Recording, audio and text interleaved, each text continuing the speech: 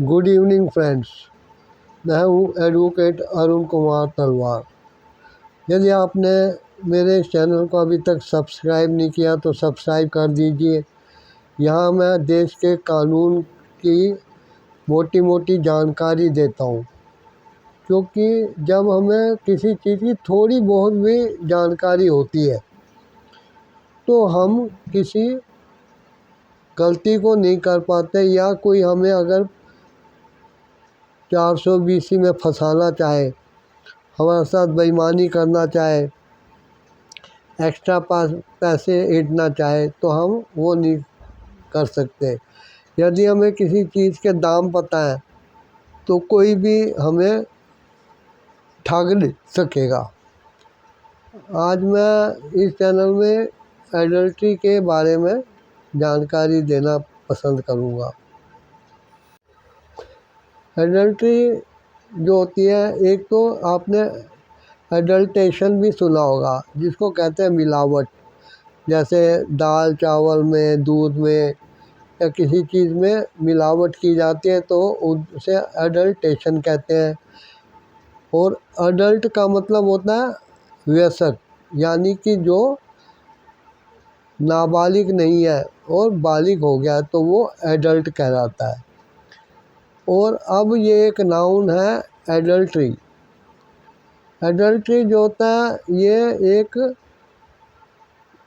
Crime की तरह हमारे देश में माना जाता है, जबकि विदेशों में, क्योंकि वहाँ की सभ्यता लंगी टाइप की थी और वही आदत पड़ी है, तो एडल्ट्री और सेक्स के बारे में जो समाज में हमारे में बुरी बातें मानी जाती हैं, वहाँ उस समाज में खुलेआम प्रचलित है। इसमें एक विवाहित स्त्री या पुरुष किसी अन्य से, जो कि उसका पति या पत्नी नहीं है, शारीरिक संबंध रखता है, सेक्स रिलेशन बनाता है, जो कि उसकी वाइफ या हस्बैंड नहीं है, तो यह एडल्ट्री कहलाती है। जैसा कि आप जानते हैं, अपराध दो प्रकार के होते हैं। एक होता है सिविल और एक होता है क्रिमिनल। ठीक है। अब सिविलाइजेशन आपने सुना होगा। सिविलाइजेशन क्या है? सभ्यता। अब सिविल को माना जाता है कि सभ्य समाज, और इसमें किसी भी तरीके की फोर्सेस जैसे कि आर्मी, नेवी, एयरफोर्स, पुलिस वाला ये नहीं आती है। आर्मी में भी जब हम यूनिफॉर्म डालते हैं, मैं भी आर्मी में था पहले, तो मैं यूनिफॉर्म डालता था, लेकिन जब हम अपने पैंट कमीज प्राइवेट कपड़े डालते थे तो उसको सिविल ड्रेस कहा जाता था। तो ये है। और क्राइम भी दो किस्म के होते हैं, एक सिविल और एक क्रिमिनल। अब कोर्ट में ये माना गया था कि ये जो एडल्ट्री का अपराध है ये क्रिमिनल केस नहीं है, ये सिविल किस्म का केस है, इसलिए इसको आईपीसी से हटा दिया गया। आईपीसी इंडियन पीनल कोड, जिसको कि अब हटा के सरकार ने 1 जुलाई से पिछले साल कानूनों में बदलाव किए हैं। उनकी जानकारी भी आपको होगी, यदि नहीं तो कमेंट द्वारा बताइए, उसके ऊपर भी वीडियो लाने पसंद करूँगा मैं। तो इसको क्रिमिनल में रखा गया था शुरू से, लेकिन इसको 497 धारा यानी कि अंडर सेक्शन 497 इसको क्रिमिनल केस माना गया था। लेकिन सुप्रीम कोर्ट ने कहा कि ये क्रिमिनल टाइप का केस नहीं होता, ये सिविल होता है, इसलिए आईपीसी हटा दिया था। हमारे संविधान में यानी कि कॉन्स्टिट्यूशन में एक समानता का अधिकार दिया गया है। ये कहा गया कि ये समानता के कानून का जो है अनुच्छेद का उल्लंघन करता है, इसलिए ये देश में गैर कानूनी है।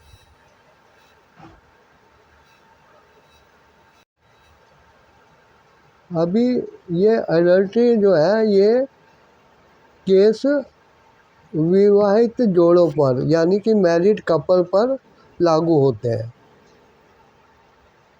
और इसमें मैंने जैसे आपको बताया कि पति पत्नी के अलावा अगर दोनों में से कोई किसी अन्य स्त्री या पुरुष के साथ शारीरिक संबंध बनाता है तो वो एडल्ट्री कहलाते हैं और कानून में ये अपराध है। लेकिन इस कानून में बड़ी एक अजीब सी बात की गई कि यदि कोई स्त्री अपनी मर्जी से किसी अन्य पुरुष के साथ संबंध बना लेती है और उन पे केस दायर किया जाता है तो उस स्त्री को गिल्टी नहीं माना जाएगा, अपराधी नहीं माना जाएगा। गलती उस पुरुष की है जो कि इस औरत की, इस महिला की गलत नीयत का शिकार हुआ। ठीक है, भाई ऑफ़र इसी ने दी, इसी ने उसको रिझाया और वो इसके चक्कर में आ गया और बाई चांस दोनों परिवारों में से किसी ने या समाज के किसी व्यक्ति ने इनके खिलाफ शिकायत कर दी पुलिस में और इनके ऊपर केस बन गया, तो सालों साल केस चलने के बाद पता लगेगा कि ये गलती स्त्री की नहीं थी। उसने जो उसको रिझाया था, इंग्लिश में हिंदी में कहते हैं पटाया था, तो ये इसने किया। अब गलती उस आदमी ने की जो इसके झांसे में आ गया, तो कोर्ट उसको दोषी करार देगा। और यदि कोई पुरुष किसी स्त्री को बरगलाता है तो पुरुष तो दोषी होगा ही, लेकिन यहाँ केस उल्टा होगा। उसने उस औरत को अपने अपराध का शिकार बनाया, लेकिन पहले में एक औरत ने दूसरे पुरुष को अपने अपराध का शिकार बनाया। लेकिन ये कानून जो कहता है आप समझ गए होंगे। देखिए, अगर कोई पुरुष अपनी पत्नी के खिलाफ केस करता है, शिकायत करता है, तो उसकी पत्नी को दोषी नहीं माना जाएगा। ये सेक्शन 497 उस स्त्री पे तो महिला पे लागू ही नहीं होता है, ये सिर्फ पुरुष पे लागू होता है। अब शिकायत करने के लिए कोर्ट ये चाहता है कि कोई पत्नी या पति अगर अपने पति पत्नी के खिलाफ शिकायत करता है तो ही केस चलाया जाए। यदि समाज का कोई अन्य व्यक्ति करेगा तो कानून उस केस को खारिज भी कर देता है,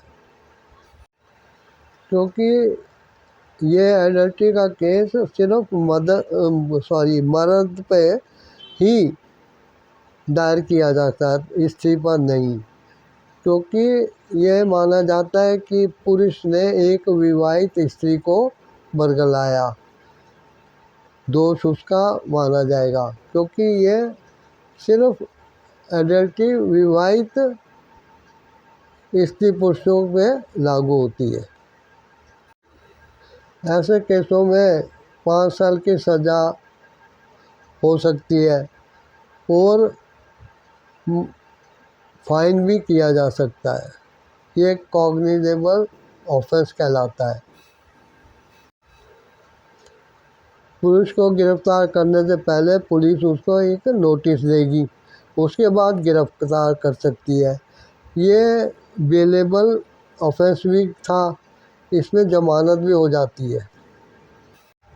एडल्ट्री एक कंपाउंडेबल ऑफेंस भी है, यानी कि अगर चाहो तो इसमें समझौता भी किया जा सकता है। Supreme court, honourable supreme court की 5 जजों की बेंच ने इसको अजीब कानून दिया था जिसका कोई मुँह से पैर नहीं है। इसमें अपराध करने पर स्त्री पे कोई असर नहीं होता। पुरुष गिरफ्तार करने के लिए पुलिस को कह सकता है और पुलिस नोटिस दे के उसको गिरफ़्तार कर लेगी। गिरफ़्तार करने के बाद ज़मानत भी हो जाएगी और ज़मानत होने के बाद इसमें आपसी समझौता भी किया जा सकता है। इसको सुप्रीम कोर्ट ने अनलॉजिकल कहा था कि यह बड़ा अजीब सा है, इसलिए इसको 2018 में आईपीसी से हटा दिया गया था।